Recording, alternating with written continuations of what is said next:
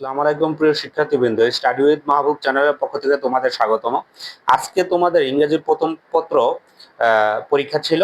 আশা করি সবাই ভালো পরীক্ষা দিয়েছো। এখন হচ্ছে আমরা এটার সলিউশনটা দেখব। তোমরা দেখে নিও যে তোমাদের কয়টি হয়েছে। একদম নির্ভুল সলিউশন হবে। তোমরা এখান থেকে মিলিয়ে নিয়ে বুঝতে পারবা যে তোমাদের পার্ট এটা কিরকম হয়েছে, কারণ ইংরেজি প্রথম পরীক্ষায় পার্ট এটা ভেরি ইম্পর্টেন্ট। পার্ট এর অনেকে 50-50 হয়, অনেকে 50-45 হয়। এটার উপরে মূলত এই প্লাসটা নির্ভর করে। তাহলে চলো আমরা সমাধান করি। তাহলে প্রথমে আমরা এমসিকিউ তে চলে যাই। প্রথম প্রশ্নটা ছিল choose the best answer from alternatives. প্রথম প্রশ্নটা ছিল where is the May Day observe today all over the world. উত্তর হবে অল ওভার দি ওয়ার্ল্ড। 2 নম্বর প্রশ্নটা ছিল the policeman attack the strikers on কত তারিখে? 1 মে ঠিক 2 দিন পর, অর্থাৎ 3 মেতে। Who followed the call of trade unions?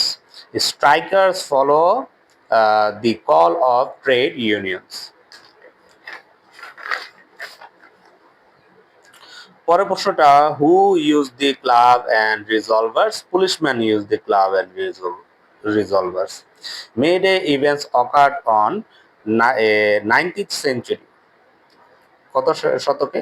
19 শতকে। কেন? অনেকে এই উত্তরটি ভুল করেছে। এটা ঘটেছে 1986 সালে। তাহলে কত হবে? 19 শতকে হবে এটা। তারপর the word commemorate means remember an event. উত্তর কি হবে? রিমেম্বার আন ইভেন্ট মানে কোনো কিছু স্মরণ করা। Which of the following best describe the workers before May 1, 1886? Deprive. এর আগে যে ওয়ার্কাররা ছিল তারা বঞ্চিত ছিল, এই কারণে উত্তর হবে ডিপ্রাইভ। এখন তোমাদের 5টা কোয়েশ্চেন আছে। এই 5টা কোয়েশ্চেনে উত্তরগুলো তোমাদের প্যাসেজের ভিতরে আছে, আর কিছুটা মডিফাই করে লিখতে হয় বা কিছুটা নিজের একটা প্রেজেন্স মাইন্ড দিয়ে লিখতে হয়। তাহলে আশা করি তোমরা এটা প্যাসেজ থেকে খুব ভালোভাবে লিখেছো। তাহলে আমরা 3 নম্বর প্রশ্নের উত্তরে চলে যাই।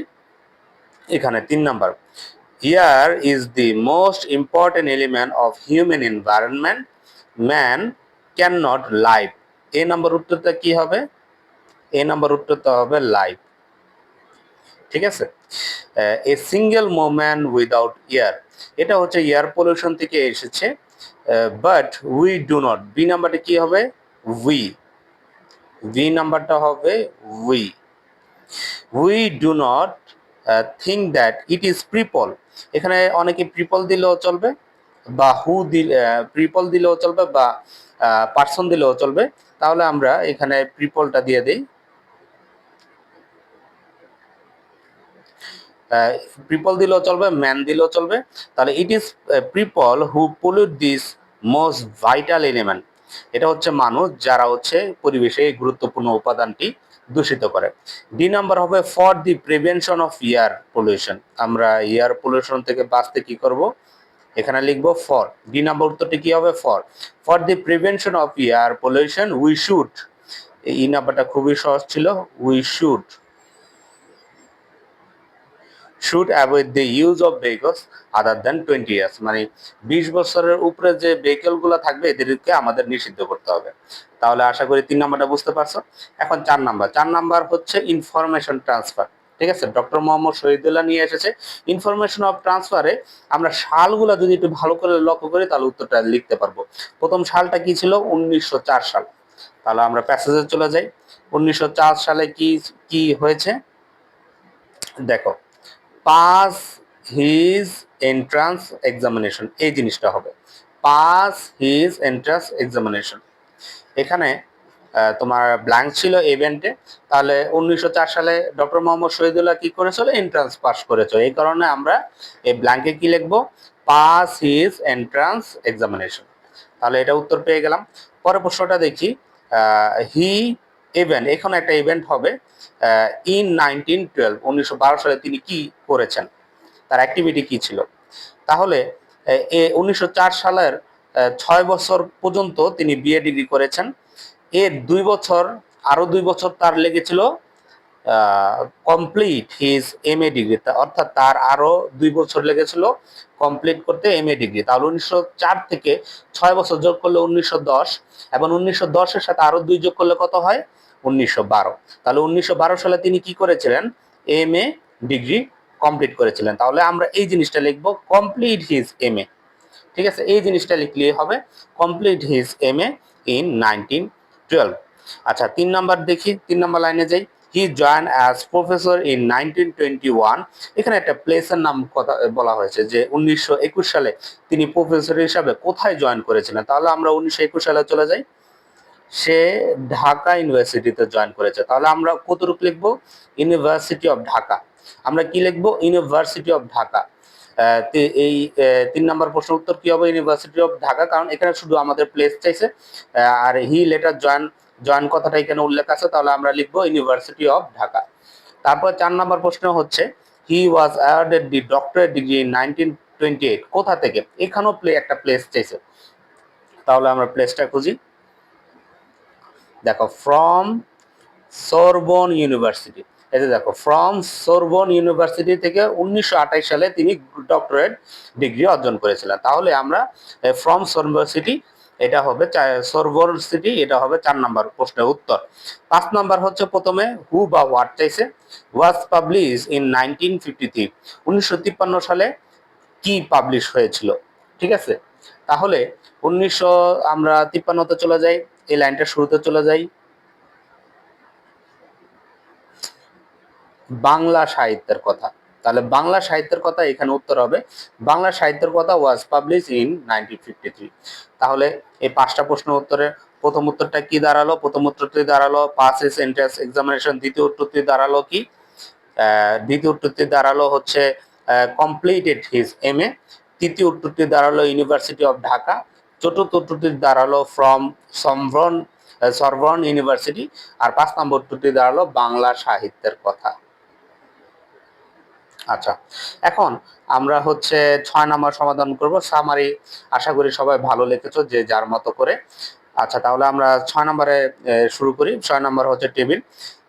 Patriotism is a great virtue without which we cannot dream of a developed nation। তাহলে প্রথমে কোনটা হবে? এই যে এটা হবে, এটা এখানে আমরা রোমান চিহ্ন দিয়ে যাচ্ছি, তাহলে বুঝতে পারবা। তাহলে এবার লাইনটা আমরা পড়ি। Patriotism is a great virtue without which we can not dream of a developed nation. স্বদেশপ্রেম হচ্ছে একটি মহৎ গুণ, যেটা ছাড়া হচ্ছে আমরা একটি দেশের উন্নতি চিন্তা করতে পারি না। এরপরে প্রশ্নটা দেখো, it is such a virtue for which a citizen doesn't hesitate to shed the last drop of his blood. তাহলে দ্বিতীয় উত্তরটি আমরা পেয়ে গেলাম। এখানে আমরা 2 লিখবো, এখানে 2 লিখবো, এখানে 2 লিখবো। তাহলে এই লাইনটার মানে হচ্ছে এটা এমন একটি গুণ যেটা হচ্ছে, যে গুণটা যদি কোনো সিটিজেন অর্থাৎ নাগরিকের ভিতরে থাকে, তাহলে সে তার শেষ রক্তবিন্দু দিয়ে যুদ্ধ করতে দ্বিধাবোধ করে না। তারপরে হচ্ছে 3 নাম্বারটা, patriotism inspire us to be ready to fight against the dream of a develop to dim all operation that can hinder our process। আবার পড়ি, পেট্রিয়টিজম, এটা 3 number, to be ready to fight against all operation that can hinder our progress। এই স্বদেশপ্রেম আমাদের উৎসাহ দেয়, যাতে হচ্ছে আমরা সব অন্যায়ের বিরুদ্ধে আর আমাদের উন্নতির বাধার বিরুদ্ধে আমরা কি করি? রুখে দাঁড়াই।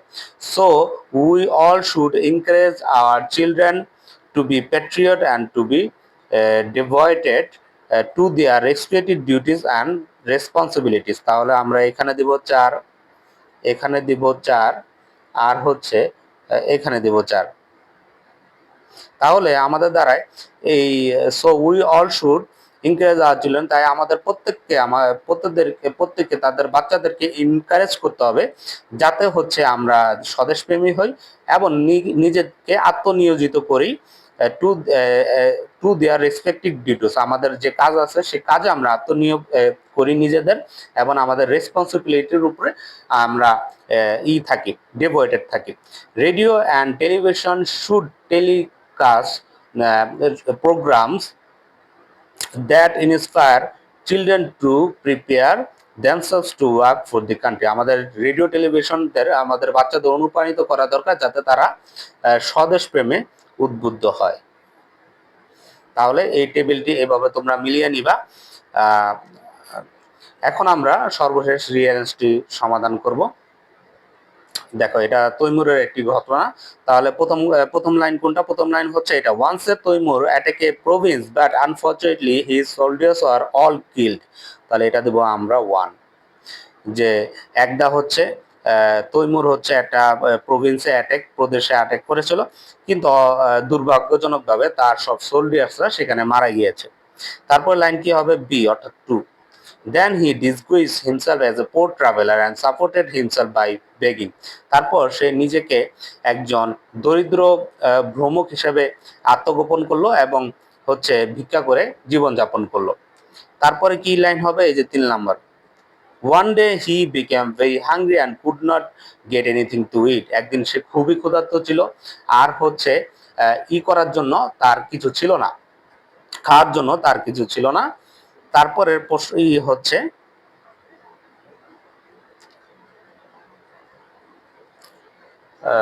এরপরে হচ্ছে এটা 4 নাম্বার, ডি নাম্বারটা, he came to a house and asked an old women to give him something to eat. সে একজনের বাড়িতে আসলো, এক বয়স্ক মহিলার বাড়িতে আসলো আর তাকে কিছু খাওয়ার জন্য তাকে জিজ্ঞাসা করলো যে তাকে কিছু দেওয়া হবে কিনা। তারপরে হচ্ছে 5 নাম্বার লাইন দেবো আমরা এটা, the woman fell pity for him and quickly give time or full dishes of food. সেই বৃদ্ধ মহিলার মনে খুবই দয়া হলো আর তিনি তৈমুরকে একটা ফুল ডিশেস খাবার দিল। তারপর the food was very hot. এটা খুবই গরম ছিল, খাবারটা খুবই গরম ছিল। তারপরে হচ্ছে he hurriedly dug his finger right at the middle of his deed. এরপর হবে এই লাইনটা, সে খুব তাড়াতাড়ি মানে হচ্ছে তার মিডল ফিঙ্গারটা ডিশের ভিতরে দিয়েছিল। আর সর্বশেষ লাইন হবে এটা, as a result he burned his finger. পরিশেষে সে তার আঙ্গুল কি হলো? পুড়ে ফেললো। তাহলে রিয়াজটা আমরা আবার পরে প্রথমে হবে এই লাইনটা, ই নাম্বার লাইনটা হবে প্রথমে, once young Taimur attack a province but unfortunately his soldier were killed. তারপরে হবে এই বি এর লাইনটা, then he disguise himself as a poor traveller and supported himself by baking. তারপরে হবে 3 number line, one day he became very hungry and couldn't anything to eat. তারপরে হবে এই যে 4 নাম্বার লাইনটা, ডি এর লাইনটা, he came to a house and asked an old woman to give him something to eat. তারপরে হবে এই এ দি 5 নাম্বার লাইনটা, the old woman fell pity for him and quickly give Taimur a full dishes of food. তারপরে হবে এই F number, the food was very hot. তারপরে হবে H number, he hurriedly dug his fingers right at the middle of this. তারপরে সর্বশেষ হবে এখানে C number, as a result he burn his fingers. তাহলে আশা করি তোমরা উত্তরটি বুঝেছ। এখন আমি ইংরেজি দ্বিতীয় পত্র পার্ট বি এর উপরে সাজেশন দিয়েছি। আর ইংরেজি দ্বিতীয় তোমরা গ্রামার হচ্ছে 2024 সাল সব সলভ করে যাবে, তাহলেই গ্রামার তোমরা বুঝতে পারবা এবং পরীক্ষাতে অ্যান্সার করতে পারবা। এবং ইংরেজি দ্বিতীয় সাজেশন এই ভিডিওর আমি ডেসক্রিপশন লিঙ্কে দিয়ে দিব। তাহলে আশা করি তোমরা ভালো করে পড়াশোনা করবে, ভালো করে পরীক্ষা দিবে এবং অবশ্যই আমার চ্যানেলটি সাবস্ক্রাইব করো। প্রতিদিন তোমরা নতুন ভিডিও পাবা তোমাদের এসএসসি পরীক্ষার জন্য, এবং সামনে যে যারা 10 স্টুডেন্ট আছে, 9 স্টুডেন্ট আছে, তারা এই সারাউন্ডিংস এই 19 সম্পর্কিত ভিডিওগুলো পাবা। আসসালামু আলাইকুম।